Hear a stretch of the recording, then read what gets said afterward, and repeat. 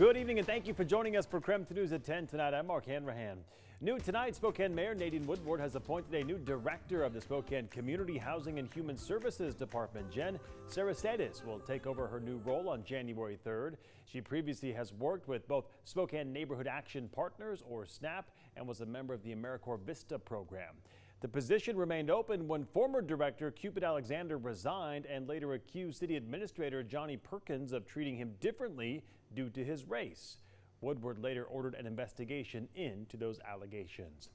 As dozens of tents lined the sidewalk outside of Spokane City Hall in a plea for more shelter beds, the Spokane City Council approved a plan last night to put people in hotel rooms when shelters are full. KREM 2's Amanda Rowley spoke with homeless advocates and the city about the plan. Good evening. First, I want to give you a lay of the land. This tent city here behind me at Spokane City Hall is referred to by organizers as Camp Hope. These people have been camping out here outside City Hall since last week, and they got notice that they have 48 hours now to remove their items from the area. Anything left behind will end up getting thrown out. Now, organizers of this peaceful protest, as we mentioned, are asking for more shelter space. And I talked to a few different people who are camping here, and they insist there is no shelter space available in the city of Spokane. But most of them told me they haven't really tried to seek it out. Now, others have said they have been turned away from shelters because of barriers like sobriety to get admittance. If they don't want to invest in low barrier beds, then they should invest in a space for people to create a tent city, a safe space for them. Now, I confirmed with Hope House, which provides 100 beds for women in Spokane. It's been at full capacity for the last week, but Spokane City spokesperson Brian Coddington confirmed with me 106 beds were available last night through its entire shelter system. Now, those spaces were at Catholic Charities, UGM, Family Promise, and the Young Adult Shelter. So for those who are here and those who are advocating on behalf of them, we would strongly encourage them to direct people to shelters to spend the night out of the elements in a bed or in a space that is indoors. Additionally, last night Spokane City Council approved a resolution that secures 40 hotel rooms a night when the Cannon Street shelter is full, and that of course is operated by the Guardians Foundation. Now, how it works is people will check in at the Cannon Street shelter and from there would be directed to the hotel for those overflow rooms. 20 of the 40 rooms have already been made available this past week. The remaining 20 will soon be available as well. Now, I want to be clear that 48-hour notice that people received here at this Camp Hope tent city outside of City Hall is not in response to the additional bedroom or beds made available through that contract with the Guardians. That contract had been in the works for about 2 months. Again, Brian Coddington had told me that this notice was issued to people here because of growing safety and health concerns outside of City Hall. Reporting from Spokane City Hall, Amanda Rowley, KREM 2 News.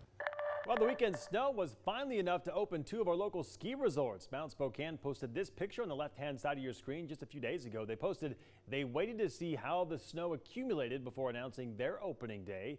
So will the snow pass the test? And they are ready to open this Friday, they said. Meantime, 49 Degrees North also planning to open this Friday. They posted the photo on the right-hand side of the screen making the announcement. They also said this weekend will be the grand opening for their Northern Spirit. That's their brand new high-speed quad chairlift. On that note, let's get straight to meteorologist Michelle Boss joining us here in the studio tonight. Michelle, it certainly feels a lot colder. Good news for the mountains with that snow. What about the valley? Are we going to see snow down here as well? Yeah, it looks like we're going to see a little bit of snow Wednesday night into Thursday, and we don't have to have any worries, especially in the mountains, of any of that snow melting off because some cooler air is just starting to filter into the region, and it's going to stay pretty cool for the rest of the week. Sitting at 27 degrees right now in Spokane, upper 20s in Coeur d'Alene, Deer Park, lower 30s in Sandpoint, but still right around the freezing mark, 20s across the Palouse, and below freezing even down in Lewiston. As we take a look at satellite and radar, things are pretty quiet. Had a few flurries in the higher elevations earlier this evening, but that has even moved out right now, or dissipated. So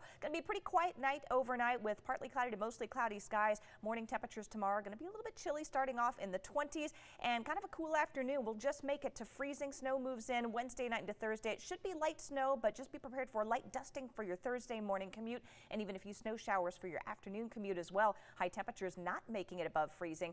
Pretty chilly on Friday morning as temperatures expected to drop down to the teens. All right, sounds good, Michelle. Thank you very much. The Spokane Public Facilities District Board voted unanimously to bring the United Soccer League to the city's new downtown stadium. Spokane will be home to one USL men's professional team and one women's pre-professional team. KREM 2's Janelle Finch tells us how the board came to today's decision. Just a few weeks ago, ground broke for Spokane's new downtown stadium right here. Thanks to the Spokane Public Facilities District, the USL will be calling that stadium home. The board met for a special meeting to make their decision. In addition to the United Soccer League, Brett Sports was also in the running for the stadium contract. Ultimately, the board went with the USL because it proposed both a men's and women's team and hit other criteria the board was looking for. To bring soccer to the city, Spokane is coming with its own team of players as well. The Public Facilities District has a partnership with the Spokane Public Schools for the downtown stadium.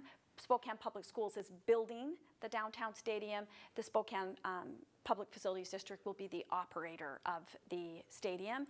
And now we will have another major tenant, which will be the USL. According to Spokane Public Schools, the district is putting $31 million into the stadium. Once it's completed, it will be able to host district football and soccer games and now 2 USL professional teams. In Spokane, Janelle Finch, KREM 2 News. The man accused of randomly shooting at people at a Post Falls gas station returned to court today. 32-year-old Tyson Sterkle is facing 12 charges. This is video from the shooting where 2 men were hurt. Both are expected to recover. At today's hearing, a judge agreed to continue Sterkle's case until early next year. His attorney did ask about lowering his bond, which was set at $2 million. The judge pushed that discussion to Thursday. Detectives have an update on the disappearance of a 5-year-old Grays Harbor girl. They now believe Oakley Carlson was last seen alive in February. Investigators say it's a credible tip, but not the big break that they are hoping for. 5-year-old Carlson was reported missing earlier this month after a school district employee in Carlson's hometown of Oakley was worried about her safety after talking to a sibling. According to detectives, Oakley's parents, Jordan Bowers and Andrew Carlson, have been arrested on abandonment charges regarding another child, but they are considered persons of interest in Oakley's disappearance. At this point, she was last in the care of her parents, and unfortunately, the reality that she's going to be recovered and safe and sound is becoming smaller and smaller.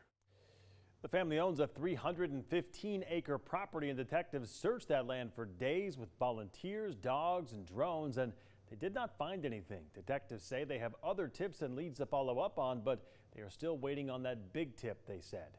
Oakley's parents remain at the Grays Harbor County Jail on that abandonment charge. They are accused of failing to provide medicine to a sibling of Oakley's.